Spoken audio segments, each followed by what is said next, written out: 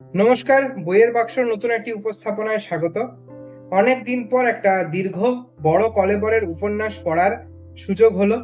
উপন্যাসের নাম হচ্ছে তিলোত্তমা মজুমদারের লেখা স্বর্গের শেষ প্রান্তে। বইটির প্রকাশক হচ্ছে আনন্দ পাবলিশার্স। বইটার পাতার সংখ্যা হচ্ছে 688 পাতা। তো সদ্যই পড়ে শেষ করেছি। তো বইটা পড়ার অভিজ্ঞতা কেমন কি হলো সেটা জানতে হলে ভিডিওটা শেষ পর্যন্ত দেখুন। এই উপন্যাসটি ডুয়ার্সের চা বাগানের পটভূমিতে রচিত। ডুয়ার্সের বালিবিনি নামের একটি চা বাগানে চাকরি করেন বীরেন। তিনি রাজনীতির সাথেও যুক্ত আছেন।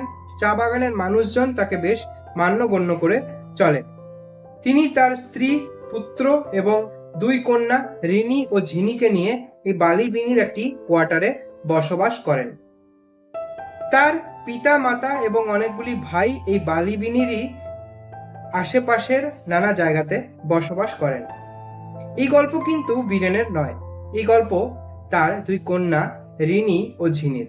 রিনি ও ঝিনির জন্ম থেকে শুরু করে বেড়ে ওঠা, তাদের স্কুল জীবন, পড়াশোনা, খেলাধুলা, বন্ধুত্ব, প্রেম ভালোবাসা, এরকম নানা বিষয়ের পাশাপাশি সুপর্ণার সঙ্গে বীরেনের সম্পর্ক, তাদের সংসার, বীরেনের সঙ্গে তার ভাইদের এবং পিতামাতার সম্পর্ক, সুপর্ণার সঙ্গে তার নিজের পরিবার এবং তার শ্বশুরবাড়ির পরিবারের সম্পর্ক, যেসব মানুষজনের সান্নিধ্যে এই রিনি ঝিনি বেড়ে উঠছে তাদের গল্প এবং তাদের পরিবারকে নিয়ে ছড়িয়ে ছিটিয়ে থাকা নানা গল্প এই উপন্যাসে উঠে এসেছে।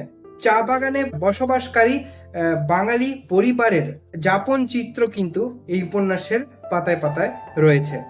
বর্ষার যে রূপ চা বাগানের, সেই রূপকে কিন্তু লেখিকা ভীষণ সুন্দর গদ্যে এই উপন্যাসে ফুটিয়ে তুলেছেন। এবার আসি এই উপন্যাসের কিছু গুরুত্বপূর্ণ দিক নিয়ে।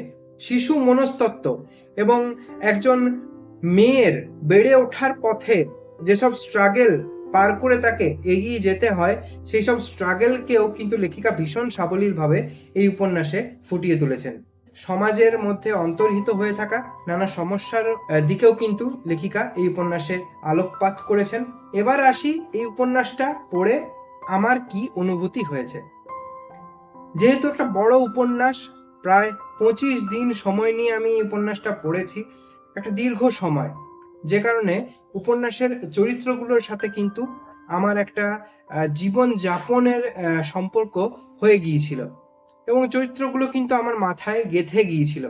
লেখিকার ভীষণ যত্ন নিয়ে চরিত্রগুলোকে এই উপন্যাসে ফুটিয়ে তুলেছেন। চরিত্রগুলো কিন্তু ভীষণ জীবন্ত চরিত্র এবং যখন এই উপন্যাসটা পড়া শেষ হয় তখন কিন্তু এই উপন্যাসের চরিত্রগুলোর সাথেও একটা যেহেতু হৃদয়ের সংযোগ তৈরি হয়ে গিয়েছিল, সেহেতু একটা বিচ্ছেদ আমার মনের মধ্যে চলে এসেছিল এবং তার ফলে আমার কিন্তু মন ভারাক্রান্ত হয়েছিল উপন্যাসটা শেষ করার পর। এটাই আমার একটা ভেতর থেকে যে অনুভূতিটা হয়েছে উপন্যাসটা পড়ে, সেটাই আপনাদেরকে বলার চেষ্টা করলাম। তো উপন্যাসটা পড়ে যদি বলি কেমন লেগেছে, তাহলে অবশ্যই বলবো আমার খুব ভালো লেগেছে। মর্মস্পর্শী উপন্যাস, বড় কলেবরের উপন্যাস যারা পড়তে পছন্দ করেন তারা কিন্তু এই উপন্যাসটা একবার পড়ে দেখতে পারেন। বললে অনেক কিছুই বলা যায় এই উপন্যাসটাকে নিয়ে, তার বেশি বড় করতে চাইছি না আলোচনাটা। তো যদি পড়ার কোনোদিন সুযোগ হয় তাহলে অবশ্যই পড়ে জানাবেন আপনার মতামত। তো এই ছিল আমার আজকের আলোচনা। যদি আলোচনাটি ভালো লেগে থাকে অবশ্যই লাইক করবেন, কমেন্ট করে এই বইটি আপনার পড়া হয়ে গিয়ে থাকলে আপনার কেমন লেগেছিল সেটা জানাতে পারেন। নতুন হয়ে থাকলে চ্যানেলটি অবশ্যই সাবস্ক্রাইব করে নিতে পারেন। দেখা হচ্ছে পরের কোনো ভিডিওতে। ততক্ষণ ভালো থাকুন, সুস্থ থাকুন। ধন্যবাদ।